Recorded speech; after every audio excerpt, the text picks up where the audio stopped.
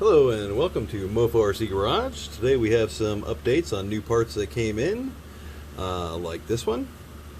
This is the steering plate, the best servo mount ever made, steering mount for the scx24. However, if you can see the little gold color on there, this is actually brass now. It is black coated brass. I am completely out of the aluminum ones, at least for the time being, so this will be taking place of the aluminum ones. The only thing I've noticed is they're a little bit harder to fit onto the diff. Where they black coated the brass, it's a tight fit squeezing it on there, so just be wary of that. Other than that, they fit and function perfectly. As well as the little mounting posts have been redesigned to be rounded more. And I do have aluminum ones in manufacturing right now, so shortly, hopefully in the next 2 to 4 weeks, I will probably have the aluminum upright post for these as well for sale with the mount or separately for people who've already bought the mounts. Next up, this is actually just real quick here. I already posted a video on these new wheels. I do not have them yet. It will probably be at least a month out. 2 different styles. Check out that other video I just linked up.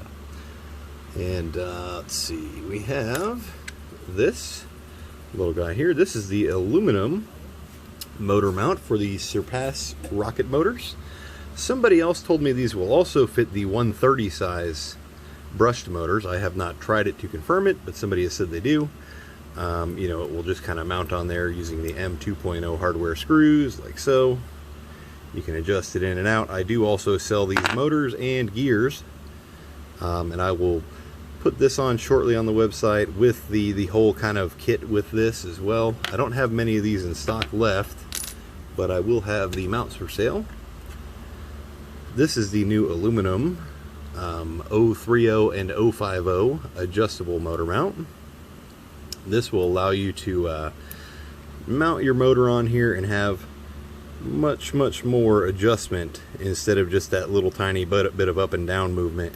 You can actually go anywhere from maybe a 10-tooth pinion all the way up to a 20. I haven't tried a 10-tooth pinion because I don't own any 10-tooth pinions. I do have 11, 14, and 20. It will fit both the 030 and the 050, as you can see here. Here's one mounted on the Bulletproof Transmission Kit. These will come with the Bulletproof transmission as well. And now they do actually have the holes to mount the cover on as well. So anybody who was kind of weary about that before, really wanted their gear cover mounted on, you can now mount that on. And it is adjustable with that whole slot right there. You can move it up and down for clearance for the drive shaft. If you do have one that, you know, is a little bit off or something, you can move it up or down if you need to. This is just a Bulletproof transmission. You guys may have seen these already. This one I just went ahead and put together with that mount on there to kind of show you everything. And that does come with the cover as well. And lastly, we do have oil-filled shocks. So these are scx24 specific oil-filled shocks. These are not like the Charisma ones that are really long. These are not telescoping or anything like that. These are just shocks that hold oil and will dampen your rig so it looks a little more realistic and less bouncy whenever you're riding it. They do come with the black springs. They also come with the silver springs. The black ones are the low pressure ones. Silver ones are the regular strength. They will be shipped dry, so you will have to kind of go out and purchase your own oil. You could use pretty much any kind of oil you want to in there, mess with the weights, try different thicknesses for whatever dampening you're looking for.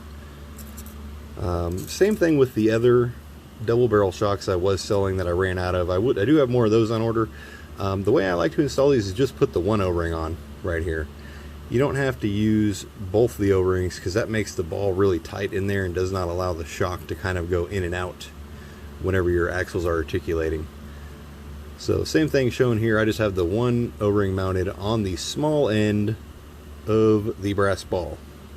So put the big end in, put the little ring on there, good to go. When you do it, do not grab it here by the spring when you're putting that on, or you'll end up twisting and bending the spring.